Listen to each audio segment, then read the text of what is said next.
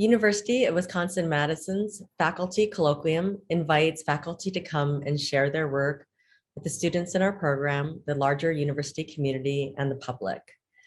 This is fall 2021, and I'm going to be presenting my work. And I've been really thinking about how to give this talk.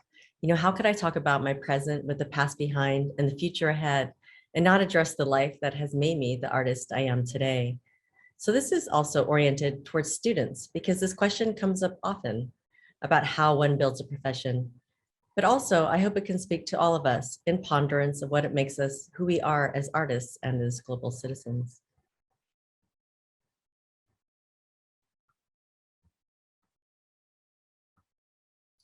So kind of when I start off, I started off by reading a biographical research statement I wrote almost 7 years ago and sort of integrated these ideas into the talk. Then because I'm a visual person, I had to start mapping it out. And that's kind of what you're seeing on this brown piece of paper. After 2 sheets of 8.5 by 11, I realized I couldn't possibly fit everything I wanted to talk about on a single piece of paper. It's got pretty large, and of course I've edited it down for the sake of this talk. And I also want to point out the home office. This is Cub, my research assistant. He forces me to take breaks. And this is a little bit of what the map would look up. It's just a close-up of the major themes that build and circle throughout my practice, concepts and ideas that have circled for decades, beginning in my anthropology studies nearly 3 decades ago, when I was looking at post-colonialism and the gaze of the camera, a topic that was not really typical or even very popular back then. Alternative living in a system that seemed to be on the brink of collapse, and a way to move through the world in a collaborative way that engaged people I encountered and places and landscape I spent time upon, my inexplicable love of the natural world and the strength it brings me. I want to also remind you this talk is more organized through themes and is not always chronological. So I will be jumping back and forth, and I will try to remind you if we're stepping back in time, because practice doesn't really follow a direct line. And this makes me also want to give a shout out to one of my professors in graduate school, Dr. Doug Nickel. He was the curator at the Center for Creative Photography. And I told him, I want to write a thesis that tells me, how I got to where I am. And he's like, if you do a point A leads you to point B, leads you to point C, life isn't like that. So I always kind of hear Dr. Nickel's voice in my head when I'm thinking about work. So let's start here.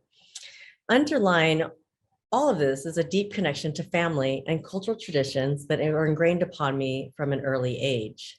This is a picture here on the Big Island of Hawaii, and I'm actually the one sitting on the hood of the car.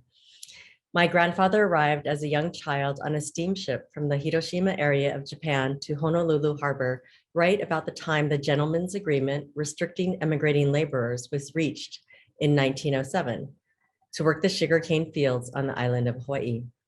With the arrival of World War II and the implications of the Japanese living in the territory of Hawaii, things changed. Young men signed up to fight for their country, and language and customs became silenced to prove Americanness, many losing or burying their ability to speak Japanese, many stripped of home and interned in camps across the country. My grandfather seems to me like an early feminist. He had 4 daughters, and he taught them to be independent, to become educated, and as many immigrants dream for their children to build a better life. When my mother left Hawaii to attend nursing school in Los Angeles, she promised she would see her parents every year. In California, she met my father and started a family. Although her own father passed away before I was born, she kept that promise with her mother, and for the first 20 years of my life, we either visited our grandmother in Hawaii or she joined us on a road trip on the mainland. We loved traveling with her. She was both patient and enthusiastic about every stop we made. Being legally blind, I did not consider the irony of her, quote, seeing America, one that she could only feel and respond to in a way we could not understand. Also note the man in the white shirt is my Uncle Lem, a person I'm very close to. Every summer, my father would pile us into the car and take us to explore the treasures of the nation, our public lands, in what Robert Adams calls, quote, the fondness Americans traditionally have shown for their geography. In the most classic of touristic gestures, we would set forth in a camper. We visited feats of human engineering. Dams, bridges, and buildings were favorite stops on our way to admire quote, feats of nature, such as Yellowstone or Niagara Falls. Many miles of open land lay between our excursions, and watching the landscape pass by had a profound effect on me over the years. I would want to stop and explore, but as we were always headed for another destination, there was never enough time. This created in me a longing to return that stays with me today. So I just want to make a note on tools. Although I've used many cameras, one's much nicer than the one pictured here. I come back to this one over and over, and you'll see a lot of photographs in this exhibition and in this talk using this camera. This is a Crown Graphic 4x5 press camera with a misfit lens. I found it in the classified ads in the back of a newspaper when I was finishing up my undergraduate studies in anthropology. Working in the landscape is instinctual, familial, cultural, and memorial, looking at the perception of belonging to place as visitors on the land. I also just want to make a note about family who've helped me along the way, assisting me on camera, being part of the work in the background. So shout out to the Joneses, the Takatanis, the Noborikawas, the Mayaharas, and the Chongs, among others. This is my grandmother, Takatani, taken in my first photography class. As a multiracial kid growing up in the 70s and 80s, I was keenly aware of my mixed identity. For most of my childhood in Washington, I referred to Hawaii as, quote, home, but when we visited and lived there, I stuck out. I was born in California, and although in West Coast cities I visually blended in, I did not really know where I belonged. Home was abstract. It felt impossible to locate myself belonging to any particular place. This search for a sense of belonging has ultimately defined my practice. I'm able to find connection anywhere, yet I'm not really from anywhere. This is my grandma Takatani. I had planned to spend the summer with her, but she was diagnosed with bone cancer and deteriorated rapidly. I bought an audio recorder, 100 feet of film, left college early, and went to see her. Despite her passing, I felt determined to fulfill the promise of that summer, and this began a long cycle of return trips. I made it work following nearly 20 years of photographing at the Kohala House in the Familia home on the island of Hawaii. I wanted to tell the broader story of migration and loss, family connection, and the notion of home.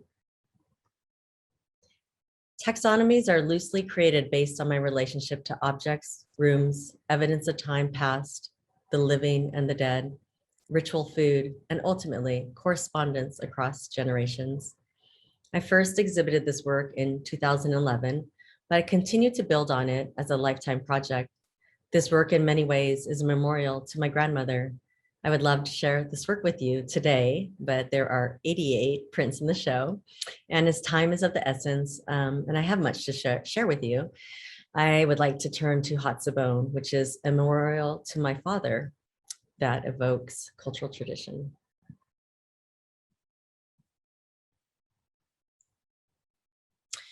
So this is in 2016, and I want to read you an excerpt from a letter I wrote to my father after he passed. I have been thinking for a long time about how to tell this story. You and I have always loved water and share an affinity with boats, ships, and water-faring vessels.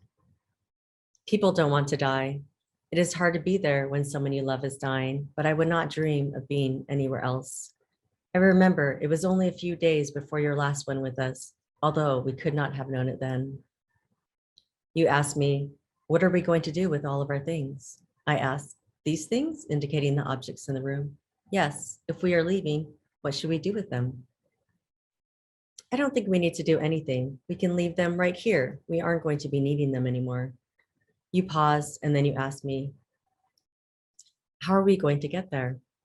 I will never forget this moment, trying to imagine what you were seeing when you said there. I knew you were talking about a place outside of this visible world, someplace on the other side of the thin veil that separates us, the living, from the dead. How are we going to get there? Yes. Well, I guess we can travel however we want. I began to list the more normal ways of travel and ended with, we could set forth by boat. You went quiet and I reflected on all the trips that we had taken together as a family. Finally, you looked at me and asked, how would you go? You know me, Dad, I love boats. I would go by boat. You smiled and said, that sounds good. Evening came and eventually fell asleep, and I settled down on the couch for the night. Bring me the oar, you called out. I woke suddenly, leaping from the couch. Your eyes were open and you were looking upwards. I came to the bedside. You were looking right at me, but I was not sure if you were really seeing me. I knew what you were asking for. I laid my hand on your arm and your eyes closed, and you returned to sleep or to whatever world you already had one foot in. I have thought every day of this since you've been gone, of you calling out, bring me the oar. I think about how I should make you one and how I would like to make you a boat too. Hatsubon is a memorial to my father and evokes rituals from a cultural tradition. The story of the oar guided me to make this work. Place and performance play roles throughout the creative process. A ritual celebration of the first anniversary of the death of a loved one, Hatsubon, occurs during Obon, the time of year in the Japanese Buddhist calendar when the worlds between the living and the dead is rendered permeable when our loved ones return to visit us. This is from the temple at my grandmother's town in Hawaii. And actually, that's me. We welcome them with gifts of food, illuminate the darkening hours with lanterns, and give thanks for the ancestors whose lives made our own possible. A ritual for the deceased is the sending of a small vessel. I would like to make a boat for Dad, I suggested to my mother and sister, and we could send it to sea. And I would like to make some pictures. Of course you do, my mother said, and they both agreed. I went to the garden of a friend and cut young bamboo, spliced it, and soaked it in hot water, coaxing it into the shape for the skeleton of a boat. I took kozo, a common Japanese paper made from mulberry, and on a hot plate coated it with beeswax for resistance to water and to create translucent luminance. This work explores the dynamic tension between tradition and performance through photographs and objects. The work lives in the diaphanous space between life and death. The materiality of the work suggests the dualities of the fleeting and the lasting, the ephemeral and the corporeal, and the pendulous state between longing and release. In Hatsubon, we're going to visit 3 geographic sites of significance: Pennsylvania, my father's birthplace; Hawaii, my mother's birthplace and where my father is buried; and California, where my parents met and where I was born. When it was time to bury my father's ashes, we wanted to place his remains in an urn.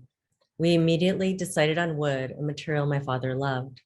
I worked with a woodworker and agreed on a structure that felt reminiscent of the temple in Hawaii, loosely based on Japanese design elements.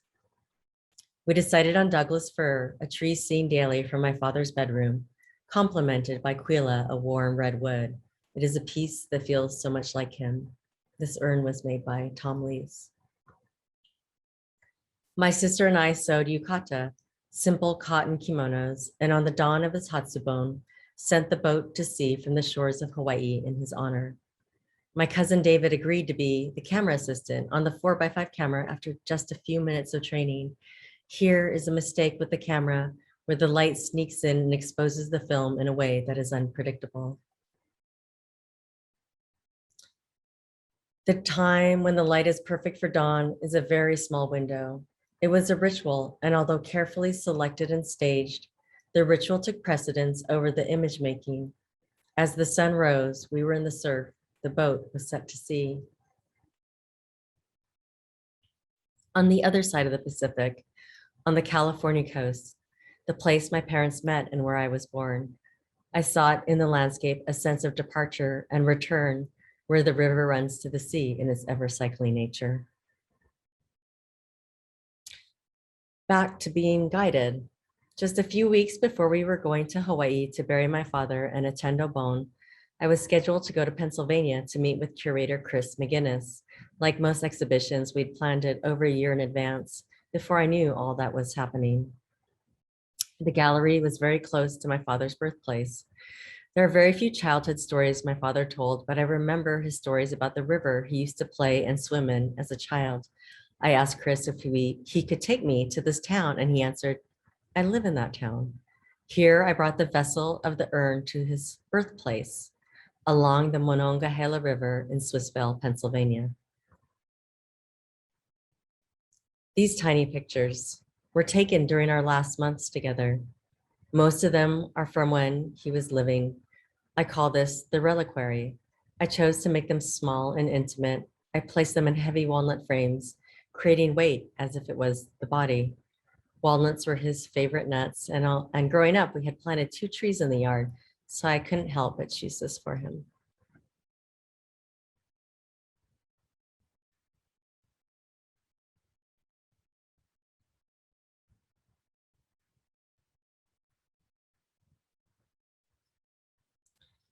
His last day, after he was no longer breathing, we washed his body, shaved his whiskers, cut his hair, changed the bedding, and dressed him in his favorite shirt. My mother said to me, "It is time to take your picture."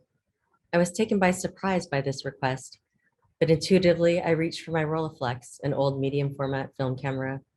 I was not able to bring myself to develop this film until a year later. I want to lead you through some installation images so you can see how this would look and feel in space. This is from the Northlight Gallery in Phoenix, Arizona. I just wanted to choose a couple of key images and allow them to be kind of diaphanous and moving as you would walk through the space. I printed on silk.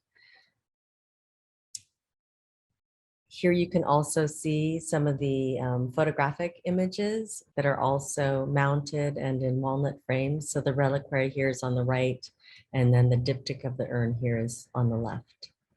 And for scale, the silk prints were about 5 by 6 feet. The smaller prints are about 6 by 6 inches. And then the reliquary on the left there are 22 by 25 each.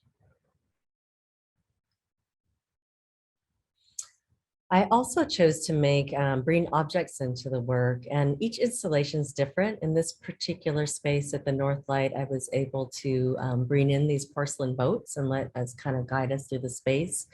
The boats are cast in porcelain and clear coated and glazed, and then I made these walnut shelves.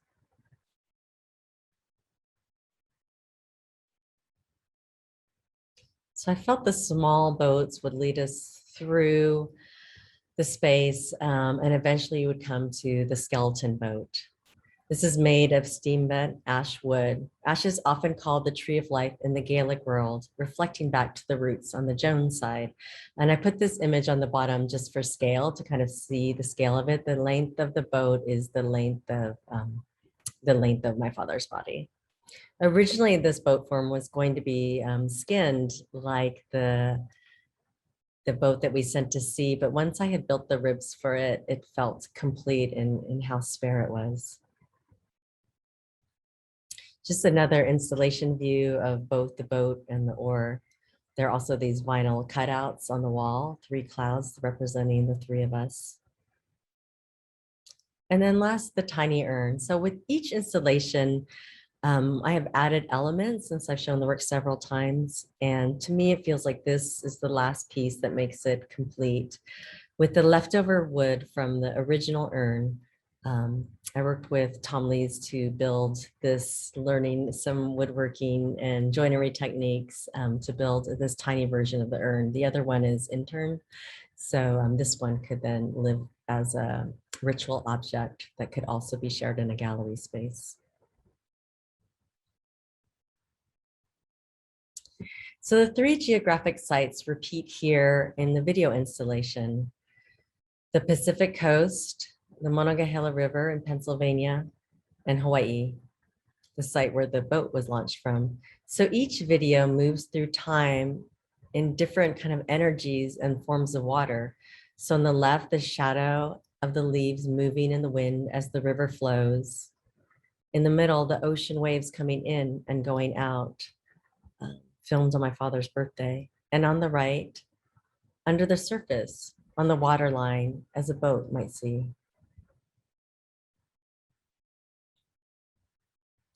So part of the repetitions of 3, the geographic areas, was also the repetition of both my mother and my sister and I that you see imaged throughout the installation. The dimensions of these pools here, the memorial pools, it references the toba. The toba is a Japanese memorial tablet, which is a form that you would write the name of the deceased or the loved one on that would later be sent to sea or burned ritually in an urn.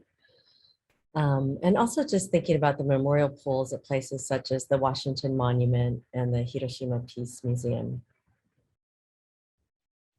And just one last installation view. Here's much how you would see the video then being reflected in the water in the space. The crests of the waves reflect in the pool. And another installation view in a different gallery with the boat, the oar, and also the reflecting pools in the same space. So as you notice, you're seeing these kind of hovering moons. So in the initial installations, I really like to use this scrim form, which I've used in my work before. And in the last installation in North Lake Gallery, we decided just to project directly onto the walls. And I really also enjoy the way that feels. This has a bit more of a sculptural atmosphere to it. And when it's projected on the walls, it just has a different sense to it. So with each installation, there's always this opportunity to reimagine the space and how a person's going to pass through it. So now we're going to jump back a couple decades. I searched for a long time to find this picture. I was looking for, when did I first begin to use source water as a medium, as a kind of collaborative element. So this began over 20 years ago and really remains an integral part of my process today. The ritual in and of water in my work as a site for cultural tradition, the locus of spiritual belief, and as a symbol of ancestral migration across seas. So here, this is a type 55 Polaroid instant film, and I'm using the source water to rinse the film. Today, I use it primarily in the cyanotype process and other alternative photographic processes. So in that earlier work I showed you, this is just a couple years later, I continued on with this method in what I consider my first real finished body of work, photographic primarily on one site, Smoke Farm in Cascadia. So also the introduction of landscape and like a singular site being kind of almost a site which would draw forth narrative.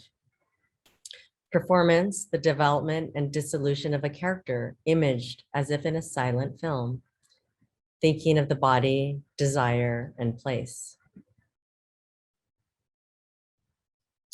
I also found the process of Polaroid liberating. So Polaroid is an instant process, and type 55 is an instant negative process. So you would pull your film and then you'd have this negative and you would need to clear it. So I would collect a bucket of water from wherever and rinse the film in there. I found this really liberating because at the time I was working in a lab technician and a custom printer in a high-end commercial lab. I printed hundreds of large negatives and glass plates from historical societies. Many featured landscapes from the past that no longer existed in the same way.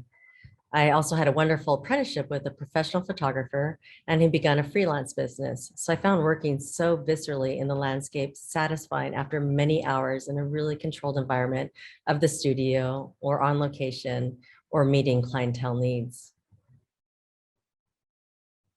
So now we're in 2013. I was selected by Mary Virginia Swanson for the NFOCO New Works Fellowship. By this time, Polaroid had become extinct and the many boxes I had hoarded were all dried up. So I returned back to the black and white sheet film process. To make the prints for the fellowship exhibition, I explored historical processes that could speak to the landscape and engage me in the physiological process of making, which I was missing with the disappearance of what had become my favorite medium. So just to kind of understand the contact print process, it's relatively simple in concept. You need light, which could be the sun or a UV exposure unit. You need some light sensitized paper or fabric or something that you've sensitized to light, which is what's on the bottom. And then in between a negative or maybe an object, it's helpful to have a sheet of glass or something to hold it all together, and then you expose it to light. So here's an example of a 4x5 film negative that is on a piece of paper that's been coated with cyanotype in kind of a wild way with a brush. And then there's a sheet of glass on it and it's being held down with some chisels and some cans of fizzy water. On the right is a developing solution. So depending on the process, it could be many different things. Usually once you have exposed the paper, then you need to develop it in some sort of way. So for Rattlesnake Lake, I decided to work with a platino type, a platinum palladium process. Because the negatives were 4x5 inches, I made digital negatives. And here's just a couple process images of processing the prints. Now I just like to tell you a little bit about Rattlesnake Lake. The human histories embedded in our landscapes are uneasy and unresolved. When I first went to Rattlesnake Lake, it smelled of summer and promised happy memories. On a winter day, my birthday, I returned to the lake. It is January and the drizzle will not let up as the mist rolls in the growing dark. There is nothing left but a mud puddle and 100 enormous dumps. Once an indigenous site, the area was deforested and a town built, which was later destroyed by flooding. Today, the lake is an overflow reservoir of drinking water for the city of Seattle. The boundary between land and lake blurs as the water rises and falls, both revealing and hiding its history. In Rattlesnake Lake, an embodiment of spirit is imagined as a lone figure moving through a place of untold stories. A bucket of water is collected from the lake to rinse the photographic film. Dirt and leaves rub together and onto the surface, leaving artifacts behind and tearing small pieces of silver away, a conversation between place and image. The series is photographed with a field camera reminiscent of those used for 19th century surveys of the Western landscape by European settlers and speaks to manifest destiny. They are printed as platinotypes, an alchemical mix of precious metals hand-coated onto paper and exposed to ultraviolet light. And you'll notice the dates of the work span a great amount of time. A lot of time I go back to places over and over and over again, and it just takes a while for the work to, I suppose, for the work to develop until I know what I want to say with it. For 4 years, I taught 3D and installation in a low residency master's program at the Summer Institute of Visual Art. And here in the summers, I'd usually just think of some kind of project or something I would want to work on since I had access to some really great sculpture studios. So one summer I cast a lot of porcelain boats, knowing I wanted to use these as objects maybe in installations, maybe in photographs. And so here I showed it with Rattlesnake Lake on the right. I cast these so that they also can float on water. And I wanted to make 1,000 boats. I think I got to maybe 100. So I need to get back to that. We're just gonna jump here again.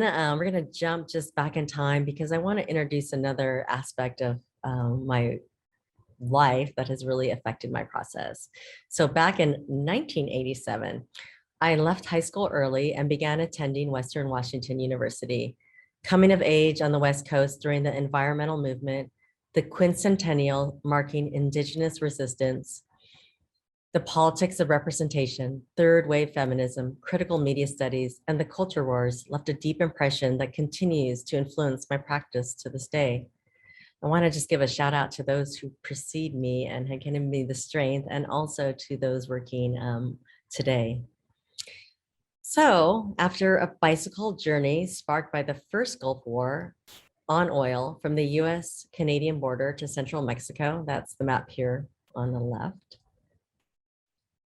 to graduating with a BA in anthropology and a minor in studio art, photographing dozens of bands in the Northwest, living, working, sailing, surfing, snorkeling, and making prints in a homemade darkroom in Hawaii, then back during a creative moment to Seattle, collaborating with artists of all kinds, then living and working in Japan. I moved back to Seattle and I was hungry to do something. I was hungry for other kinds of engagement. So I would just like now to speak to concurrent practices and address performance and politics and the collective project, the Infernal Noise Brigade, a group I played and performed with for 5 years. I'm just going to run this video while I tell you a little bit about the INB. The Infernal Noise Brigade is a drum orchestra and street performance crew activated by massive political and cultural uprisings. We are a tactical mobile rhythmic unit consisting of a majorette, medics, tactical advisors, rifle twirling contingent, flag corps, and percussionists. I took this quote actually off the internet, which I found interesting to read about. The Infernal Noise Brigade was a loose 15 to 80 piece mobile sound ensemble, a hybrid marching band and drum corps, internationally active in the furtherance of popular liberation. First organized in 1999 to provide the soundtrack for actions during the World Trade Organization meetings in Seattle, the INB marched through clouds of gas and hails of rubber bullets without dropping a beat. Not a year later, the group visited Prague in grand style, followed by both the BBC and Dutch VPR film crews. The group prevailed, though the violence that marked that event. The INB sound combines elements of drumline, taiko, Mughal, and North African rhythms, elements of Balkan fanfares, breakbeats, and just about anything else. Some songs feature vocals between or during noise. Quote, the virgin experience of the Infernal Noise Brigade in action can be adrenaline boggling. The music explodes the scenes like a thunderstorm. All instrumentation is mobile. The bateria employs traditional marching band instruments like bass drum and snare with some more obscure metal instruments like the Moroccan karkabat or opera cymbals. A small horn section holds down the melody assisted by vocals and layered with sound collage. Amplified sound is delivered via reverse engineered car stereo amplifiers and miniature FM transmitters. The same DIY philosophy is applied to all infernal craftwork, from custom welded drum harnesses to uniforms fashioned from appropriated reflective road signs.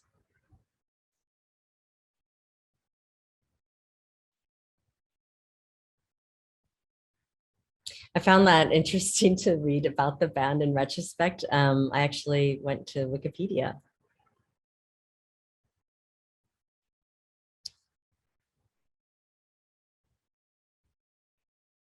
So this is close to one of the last actions. It was called the Shut Up-a-thon outside Fox News headquarters during the RNC in New York.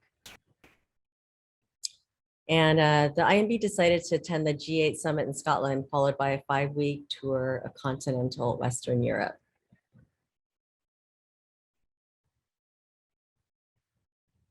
This is us here with the Edinburgh police. Just a note about the marching band too was that there was a sense of anonymity, and for me to be able to like be expressive and play music and performance in a true collective, all decisions were made by consensus, was really exhilarating and also felt like real action. I had started off as a photographer, in fact, photographing what was going on. And at some point I decided it was important for me, in fact, to put down the camera and actively use my body. It looks like we were mostly doing protests, but we also played some more normal venues, and we also threw all sorts of fundraisers and spoofs. And here is the boxing match of the Axis of Evil during the first Iraq War.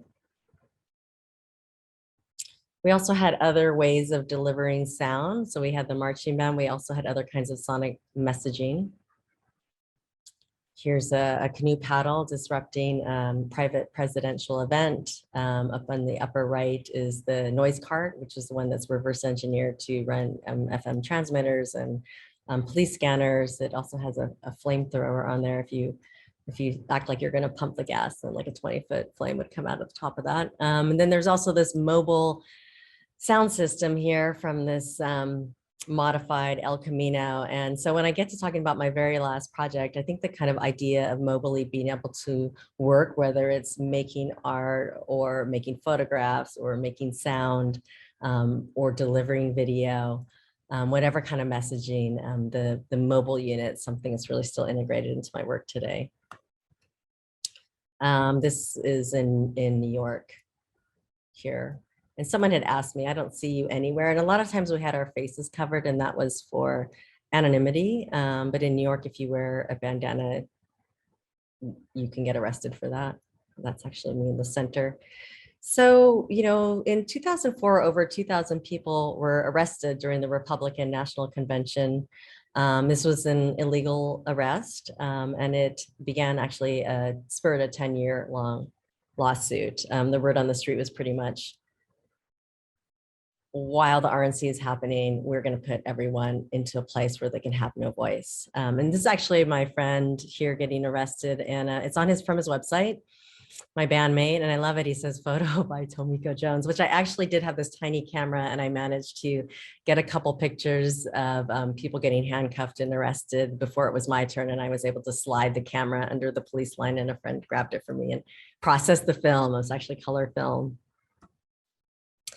So that was 2004. So meanwhile, in 2005, I moved to Tucson to attend University of Arizona graduate program, where many aspects of everything I've been talking about come full circle during my studies, including experiencing the militarization of the international border of the US with Mexico, evident issues of water rights and management in the American West, and an internship with the 6+ Women's Collective with an examination of politics and travel to the Middle East.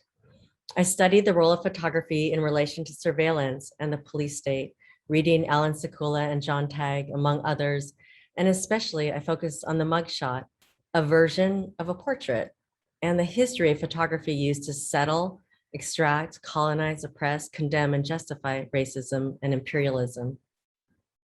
So here on the left is Bertillon. He was a Paris police lieutenant, I believe, that he's in the police force. He's kind of known to be the father of the modern mugshot. And then I had looked at hundreds of different ways the imaging has been used for these reasons.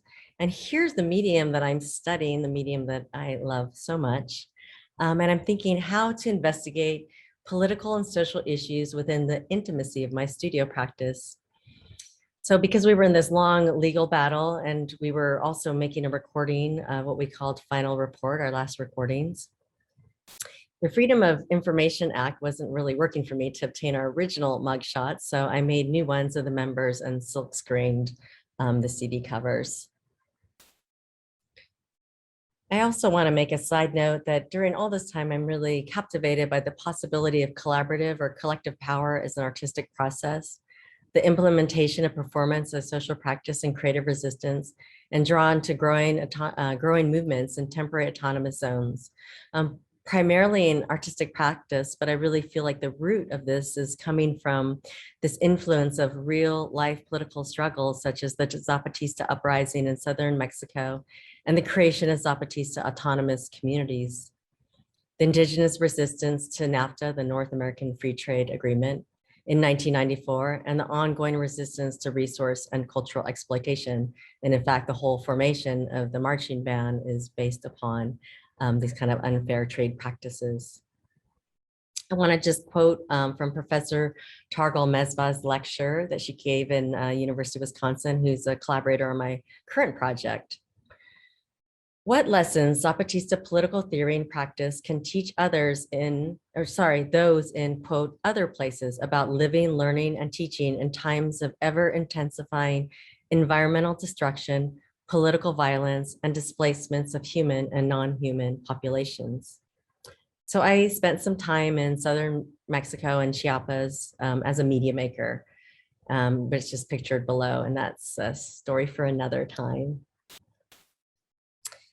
Back in Seattle, I'm also working on, tangentially, I was working on many projects. I'm working on the show called Landscapes, and I'm unable to secure a venue to show a series of photographs, which was a requirement of the grant from the city.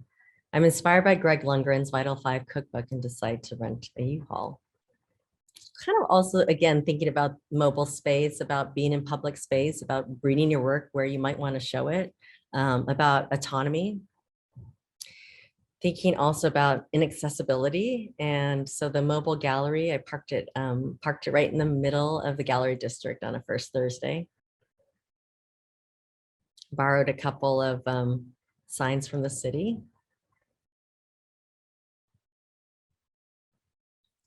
So that was during my graduate studies, and now I would like to share my thesis work with you. It's a haiku. Draw forth, cast aside, small gestures of drifting weight, open sky above.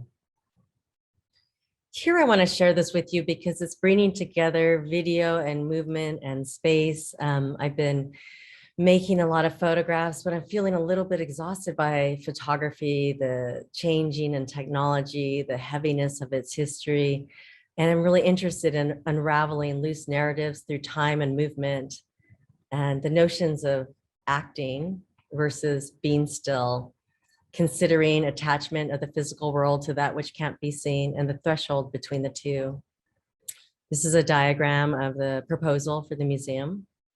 My thesis work references anthropological theory that I first encountered in my undergraduate studies, concepts of liminality in ritual space, first discussed by Arnold van Gennep and later Victor Turner.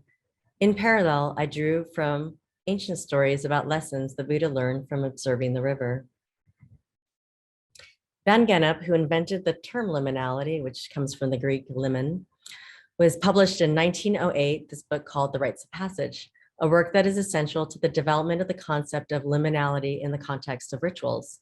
Van Gennep began his book by identifying the various categories of rites. So I was particularly interested in those that signify transitions in the passage of time.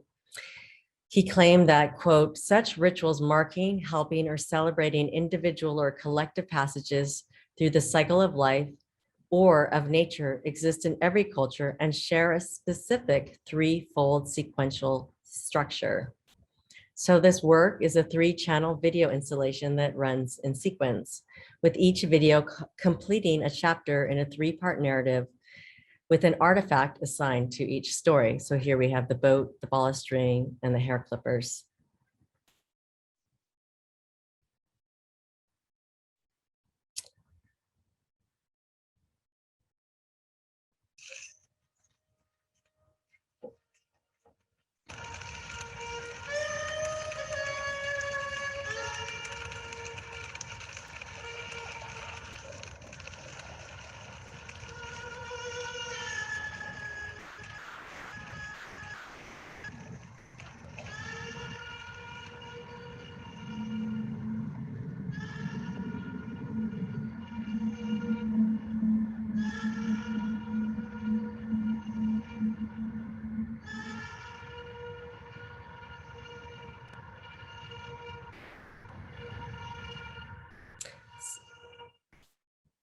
So I did jump ahead on you just a moment, but the 3 videos that run in sequence throughout space, that would be the first one.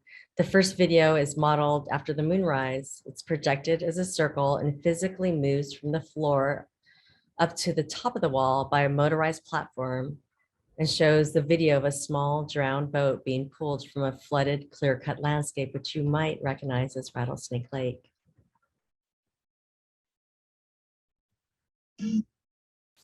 I'm just going to kind of voice over while we take a little bit of an installation walkthrough.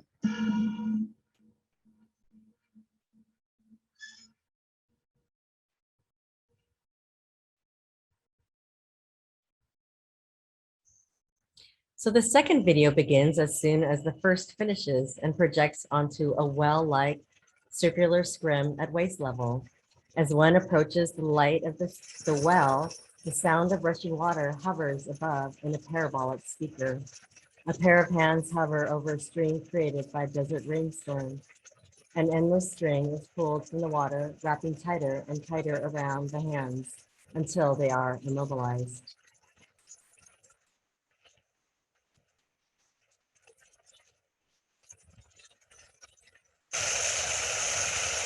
The third video interrupts the second and follows the shaving of a woman's head by her own hand. In all 3 video works, I use myself as the character.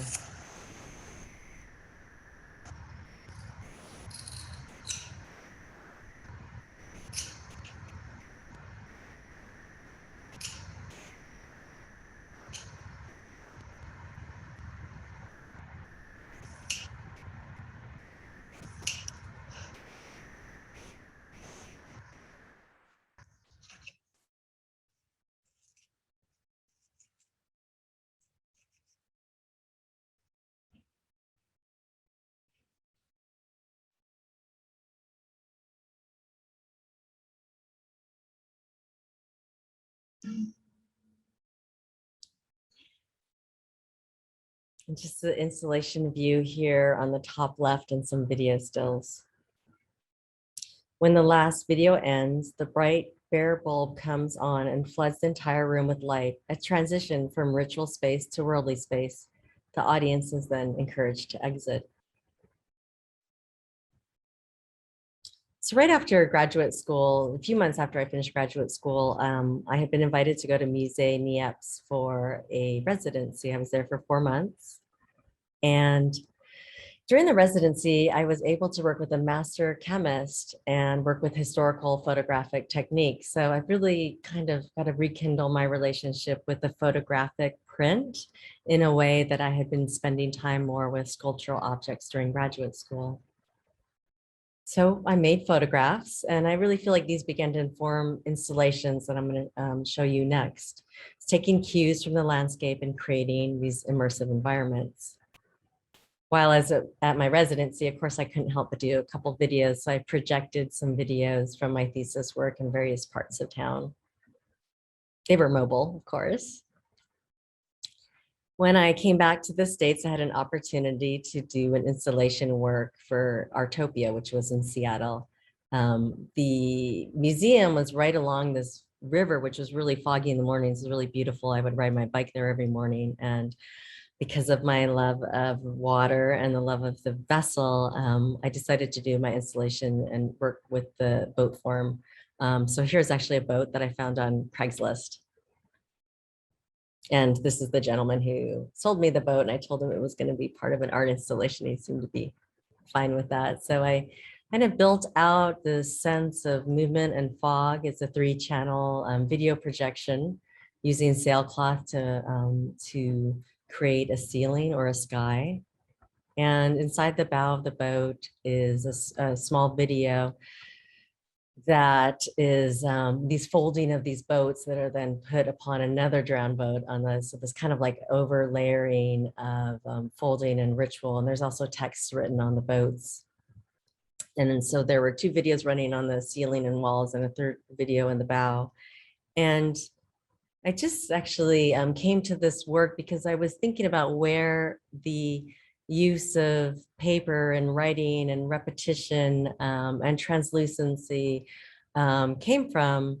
And I think it's just important to reflect on the rhythms in our work, looking back to pieces from graduate school and here on this page. So I'm in 2009, I was like, what was I doing for those couple of years in graduate school? I was making videos and of course other things as well, but here really working with paper, text, wax, and the sculptural form.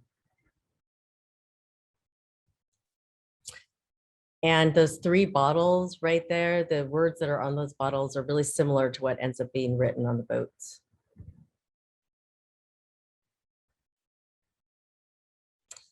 The following year, I was invited to go to the Camargo Foundation for a fellowship.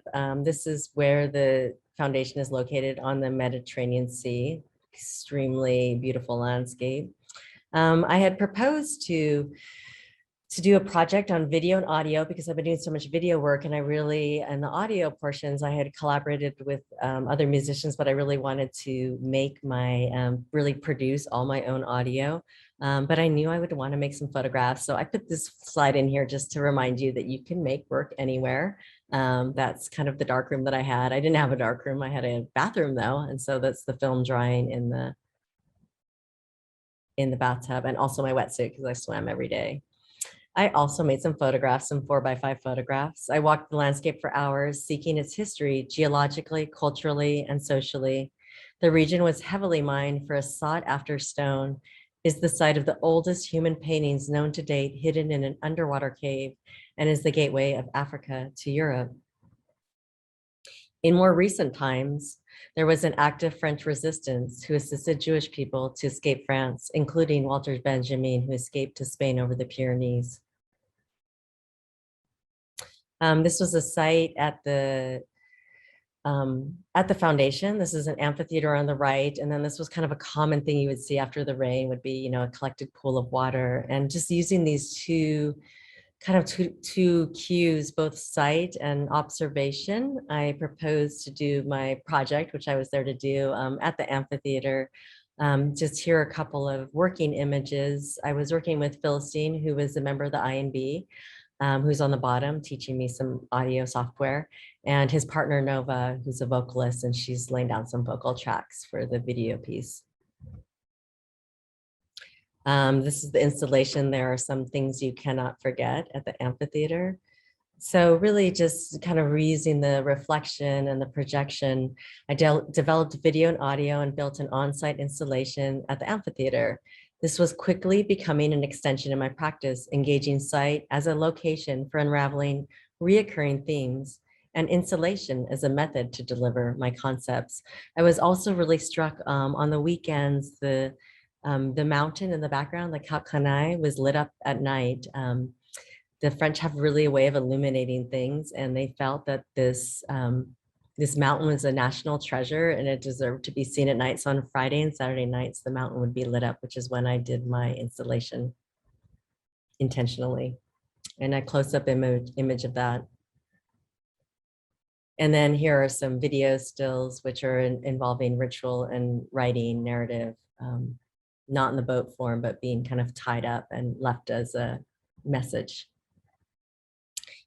Of course, I did have to have some boats though. So these folded boats were released on the pool of water in the amphitheater by the guests who came that evening.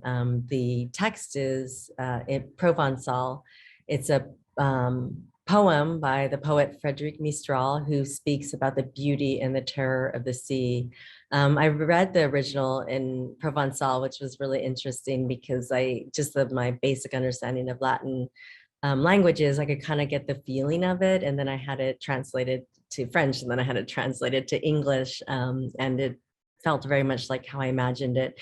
The reason I sought out Frédéric Mistral was because I was on a walk and I met a fellow walker who said, here in Provence, we speak the language of Mistral. And that just sparked me to go to the library and look and read some of Mistral's poems. When I came back again to the States, I had an opportunity to work on a project on the watershed. The city of Bellevue city planners proposed to daylight a piped stream and restore the damaged wetland to create ecological stability and build public greenways. So they were going to build some parks and bike paths, and they wanted to draw attention to these areas and asked artists to propose projects. Of course, this was right up my alley. It had to do with ecology, restoration, wastewater, and also the ability to work in public space. So uncovering the West Tributary in 2010 was inspired by my time at the Camargo Foundation. And it was commissioned by the city of Bellevue, Washington, to draw attention to this devastated urban salmon stream. So this is a wastewater pond or stormwater pond. I worked with the city's lead biologist and obtained video footage of the salmon runs to weave into the outdoor projections. And this is installing the scrim, which you'll see in the next slide. Of course, it had to be installed by canoe, which I thought was pretty fun.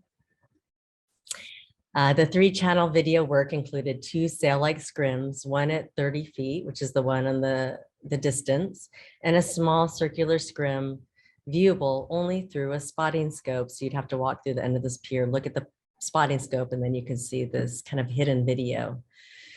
There were also folded paper boats that were drifting on the water. The video here on the left is footage from the biologist. So it's the salmon trying to go upstream, and they would hit these grates and not ever make it back to their home where they would then spawn. Oops, excuse me. Words written on the boats were from Tanko Bushi, a Japanese folk song and our family's favorite. It's a song about the moon rising beautifully despite the dark cloud of smoke from the mines. And Wallace Stegner's Wilderness Letter, in which he criticizes the treatment of the environment and emphasizes the importance of federal protection of wild places. So this letter was used to introduce the Wilderness Act, which established the National Wilderness Preservation System in 1964, important piece of writing. Another outdoor project, this is the Arizona Canal, the drinking water supply for the greater metropolitan Phoenix area. So again, starts with a map and their call for proposals. They list an area that artists can work on. I was like, perfect, right? Water projection.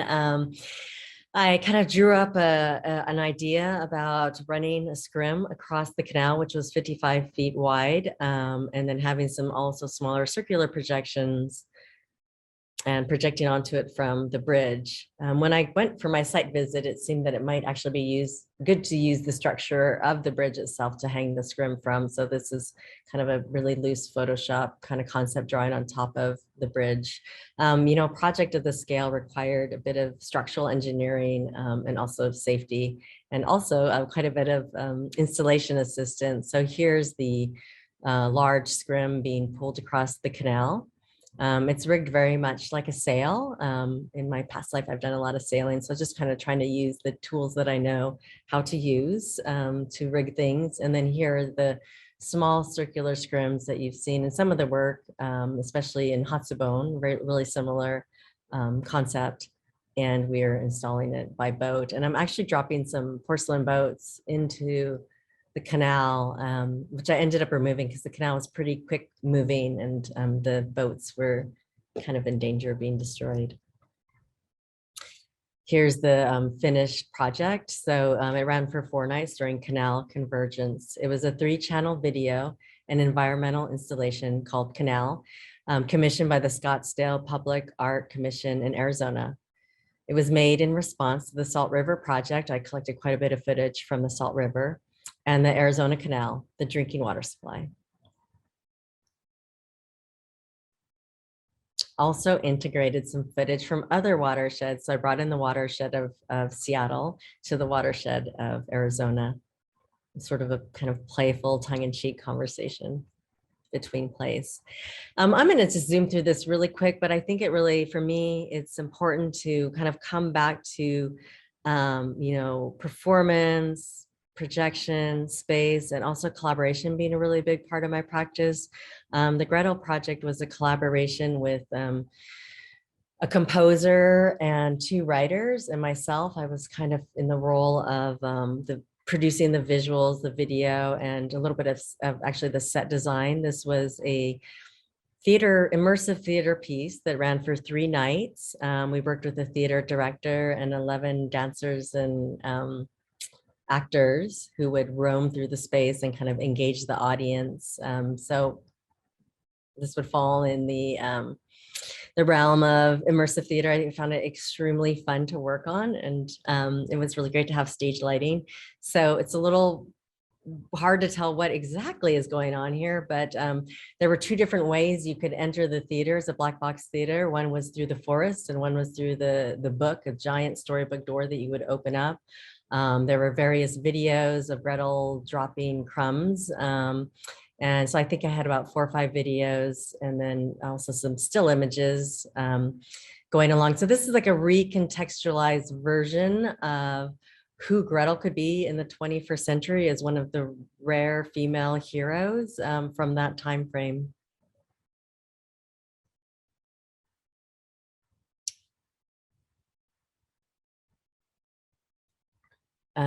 You can see here there's a ceiling video projection. That's actually Gretel's bedroom. And then we had a salon style wall that featured photographs, which I also produced, and kind of a living parlor area where people were invited to write Gretel letters. And surprisingly, I thought, oh, people won't sit down and write a letter. We received over 200 letters of questions for Gretel.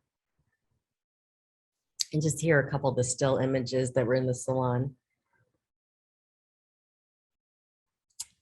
These images are not me, in fact. It was my intern who willfully act as Gretel. So we played out these roles that she would be Gretel and I could act as the evil stepmother. So we had a lot of kind of performance as we created these images. There was also video works that ran with it. This is a video still. If you remember how Gretel tricked the witch, who arguably was a grandmother, into thinking that Hansel was too skinny to eat by putting a chicken bone out the cage. And then there was Gretel in the forest, also acted by an 8-year-old actress. Let's just come back to process for a minute here. You remember this picture from earlier. So say you have a feather or a leaf, two very popular items and actually very fun items to cyanotype. And here it might be the results of it. Leaning up against the step here is both the feather and the leaf on a piece of cyanotype paper. And then on below are two individual prints I'd made earlier. I'm going to tell you a story. The fox. It's been a sad week seeing so many animals struck on the road. The intoxication of spring has perhaps made them too lively, and they forget the danger of humans. This sweet fox was warm when I went to pull her off the road. She was a young mother. I felt she needed a burial in honor of her life and made a memorial imprint. It's not an ideal day for cyanotypes. The sun dips behind the clouds and the wind blows everything, everywhere. The paper, my hair, her fur, and the stream of water from the outdoor shower. The lizards and hummingbirds and my bird crush, the Pacific flycatcher, are here to keep our spirits up. Later, Kate will come over and we'll bury the fox on the hillside with a view facing west as the sun sinks below the ridge. I wanted to share this work with you because it's very much how I work with process, something that's immediate. There's also the memorial and ritual within it, and also has a lot to do with place. So where I am and what I find and what strikes me or saddens me. So ritual, site, water, they can be found anywhere. They're visceral experiences of place. Here on the left is on the Pacific coast.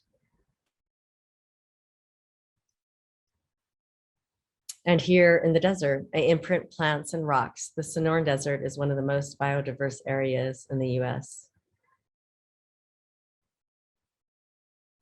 Using source water when available. And in fact, in the Sonoran, you can often find a small pool of water in a tinaja, which is a bit like the pool that we saw at the Camargo Foundation. So a well of a rock that's been filled by rainwater. And then back to the idea of the memorial and the boat. So here's a piece of paper coated with cyanotype and folded into the boat that has a letter on it. Every year, on my father's anniversary, I send him a letter to various places. On the top here is at 3 years. I usually take a photograph also of the site where I'm at with 4x5. Although on the last one, as you'll see, I was on a paddleboard, so I didn't make a 4x5, but I did fold him a boat. And I want to read you the letter. I thought of you this morning as I was writing about public lands and how I attribute my wandering, which has now turned into my artistic practice, to my childhood summers of journeys to national parks, rivers, lakes, bridges, dams, and even skyscrapers. I was thinking of you when I wrote about chance encounters and conversations with strangers. You were like that, making acquaintances with everyone, anywhere, and you never seemed to judge a person. I try to take that lesson from you, although many days I'm incredibly deficient. I thank you for the gifts you've given me to carry me through the rest of my days. Love, your daughter, Tomiko. I also want to include that because that on Obon, which is the second Saturday at my grandmother's temple, we couldn't go because it was, the COVID summer. And I love that my mother sent me a picture of the temple that my cousin had sent. And then she asked me, do I want to have spam and rice with her, which you spent any time in Hawaii, is like a fantastic invitation. It's a perfect way to celebrate a Buddhist holiday.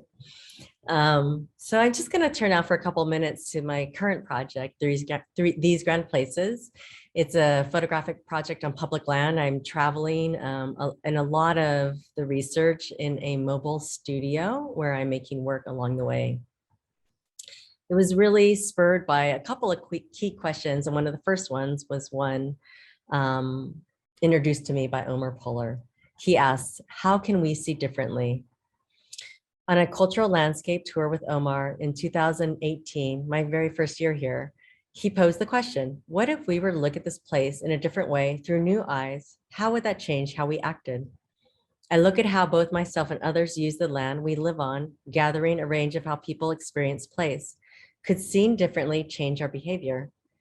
I had already began this project informally, looking at how both myself and others use the land we live on, and had started on a list of sites that were on a list to be deregulated by the former Trump administration. These grand places arguably began during graduate studies, as I was investigating the construct of identifying land as ours. Photography, as an invention and tool, played a significant role in Manifest Destiny, in stories of how the West was made, identified, and conquered, from early photographs made for the USGS to privately funded expeditions in search of resources, to the photographs of Edward Curtis's attempts to document the vanishing race. Photography is linked to the settlement, colonization, exploitation, and ethnic genocide of the American landscape. Photographers also came to be heralds of conservation, such as Ansel Adams and his tireless work with the Sierra Club, amongst other contemporary photographers. The framework in which the medium and significance of photography is discussed and disseminated, it still often maintains a version of how the land is defined and protected from a hegemonic perspective. So my approach is primarily to observe as I ask, how can we see differently, along with three of my own key questions. Who is welcome? Are we loving the land to death? We ask for so much, what do we return? These grand places visit sites on public land. In a preliminary trip to Organ Pipe Cactus National Monument in 2019, I witnessed portions of the new US-Mexico border wall replace the existing barrier. I had previously lived for about 6 years near the border in Arizona and in New Mexico, but on this visit, I caught a more intimate portrait. A portrait of land and cultural sites being destroyed, migration paths being disrupted, aquifers being drained in order to make the concrete to build the wall. And I have not yet mentioned the toll on human lives funded by public money, our public money, the taxpayer money, all in an increasingly polarized social landscape. Having studied at the University of Arizona, I spent many hours in the Center for Creative Photography looking at their extensive collection. Here I followed the historical practice of making contact prints on cyanotype paper with my film. I had practiced this when I was a graduate student after seeing the archive of cyanotype proofs of Edward Curtis. So he would use the cyanotype process to proof his glass plate negatives, or to just kind of see how the work was coming along. So just really engaging this work, and it's also something that I could make on site. But these grand places is not specifically about the border wall. So you're seeing more of those images now because it's kind of what I'm currently processing in this work, in this current work in progress. This project intends to look from several perspectives on land use, policy, and protection. So I need the time to research and photograph. It's essential to illustrate a deeper inquiry into place. So in process, I was also looking at non-toxic processes that I could do safely and easily in the field and in my mobile research studio. These two in particular were made when I was still in Madison shortly after lockdown, and I just wanted to see what could be done during the kitchen. And this is actually the results of a Zoom demo for my film class. So we're going to just fast forward here to January 2021. This is the MRS, the Mobile Research Studio, being pulled by this SUV. So I'm not going to go into a great amount of detail about this, but it took a lot of modification of my big plans to get on the road because of this thing that happened that we all remember. And it took a lot of creative thinking to leave in the dead of winter before there were vaccinations readily available, and think about how I could still be out in the world at a very interesting time. Here at the studio is a mobile trailer. It has been outfitted by solar power, so everything's run off of solar. And these are some things that you might find in the studio. It's a live workspace. So the very front is a bed and a little kitchenette. And in the back, here we have some cyanotype paper being coated, a little baby press, and then of course the research assistant here hard at work.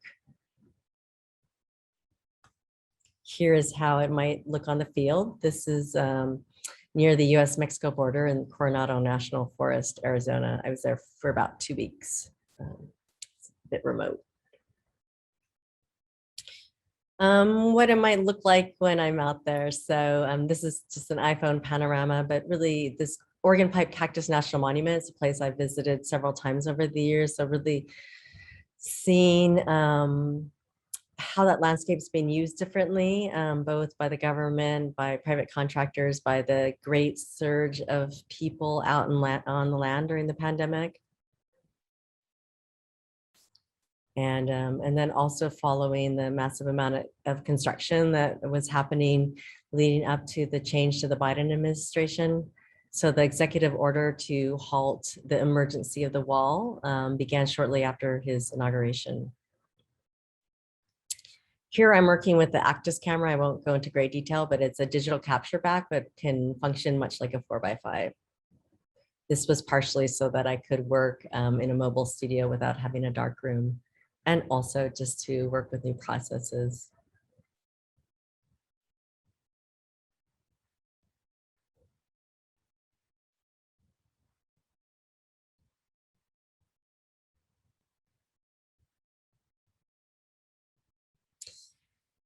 So in collecting stories and kind of casual or informal interviews that could happen with anyone from the Border Patrol to a shopkeeper, I began to think about how to introduce this work, which I'm still currently thinking about. But I do like to write, and I like the narrative voice of story, whether it's coming from me, an experience or an experience I had with another person, or how I might interpret a place based on someone's suggestion.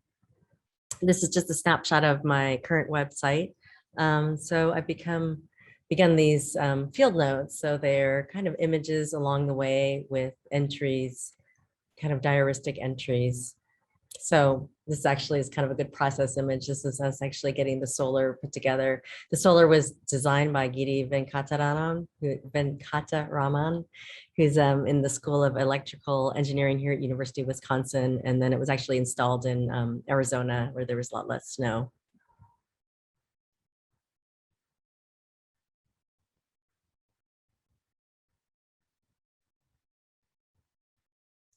Just want to talk a tiny bit more about process before we wrap up here.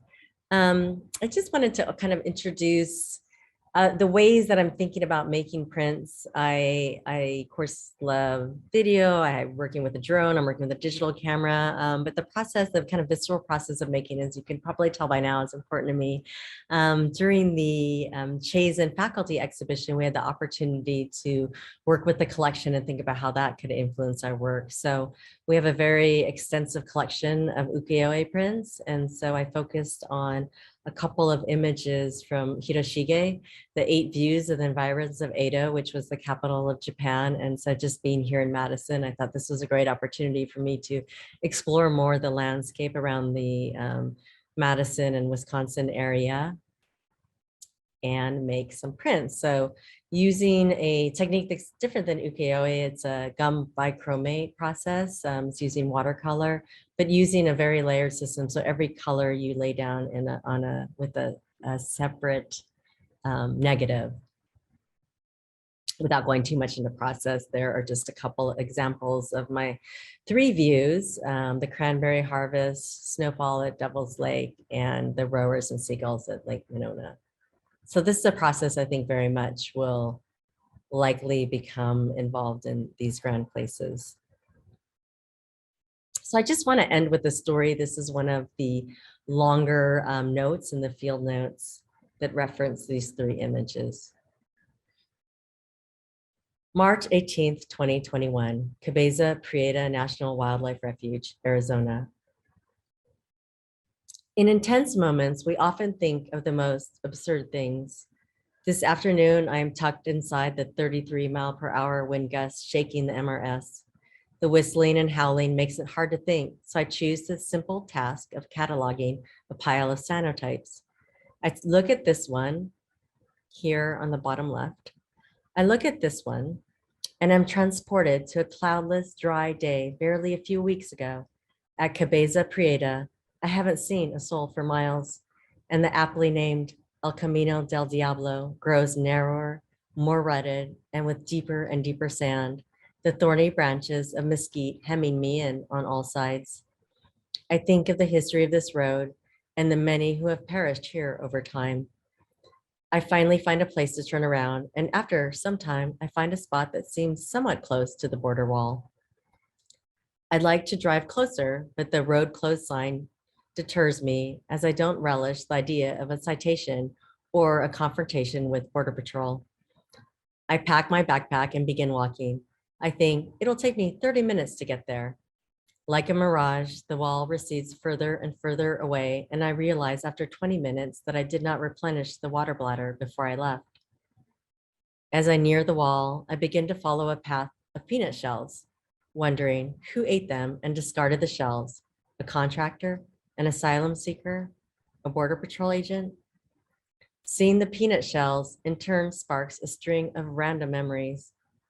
Boiling peanuts with my grandmother, a bag of peanuts brought on a picnic by a man I fancied who did not mirror my enthusiasm, my dad's love of peanuts, and my mother's exasperation at his snacking habits. I pick up a shell and am transported without choice to an afternoon some years ago, spent at the Louisiana Museum of Modern Art outside of Copenhagen, Denmark, on the remarkable chance to see Marina Abramovich's retrospect, The Cleaner. I wept many times that day seeing her work, but I was especially remember the heartache I felt viewing Cloud with Shadow, the image here in the upper left. My conscience returns to the present. I feel the hostility of this place in the desert along the wall, the sun beating down, the screeching of a single hawk carried on the wind, my lips nearly glued together by dehydration. Just looking at the shells and imagining their salty contents are making me thirsty. Why was the little peanut pinned to the pristine white wall of a gallery so delightful that day, but so very sad today? I pull out a leftover scrap of poorly coated cyanotype paper and place a shell on the paper and angle it into the sun. I feel totally absurd, caught in a memory of conceptual art while standing in a real human crisis. There's no one to talk to, but I say anyways, what a sweet peanut cloud you are, offering shade to tiny creatures. Then I walk closer to the wall. It's strange to finally reach the mammoth 30-foot steel barricade and be grateful for the striped shade it offers. Contradictions. Then I unpack the drone and we fly west, then east, then west again until the sun begins to descend and it is time to start walking back. The hawk begins to screech again and I can see it poised on top of a saguaro, the same one it screeched from on the way in when I took a photograph through the binoculars with its wings open like a turkey vulture after the rain. The bird is a sign I am close to the road and the truck, which means water. I look at my phone, 5 miles. I lick my parched lips, hoping I got a good image from the day's debacle. Cataloging this tiny cyanotype print today, I think maybe this is the one. I just wanted to end with that story. Thank you for your time.